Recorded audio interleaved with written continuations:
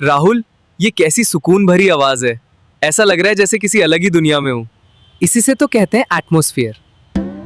ये सारमैक्स म्यूजिक का नया संगीत है, साजदा। पर ये तो बहुत सोलफुल है, और ये सास की गूंज अभी तो सिर्फ शुरुआत है मनीष। अब इसकी स्पिरिचुअल रॉक वाली एनर्जी, ओ तेरी, ये डीप वॉइस और ये आवाज, भाई ये तो रोंगटे खड़े कर देने वाला संगीत है। वही तो, इसमें भक्ति का सोलफुल कॉल भी है और रॉक का विशाल रूप भी। जब ये गाना अपने क्रेस्टेंडो पे पहुंचता है ना, तो ऐसा लगता है जैसे सीधा ईश्वर से जुड़ गए हो। यार राहुल, ये सिर्फ गाना नहीं है, ये तो एक अनुभव है। दोस्तों, अगर आप भी स्पिरिचुअल रॉक का अनुभव करना चाहते हैं तो अभी यूट्यूब पर सर्च करें सरमैक्स म्यूजिक।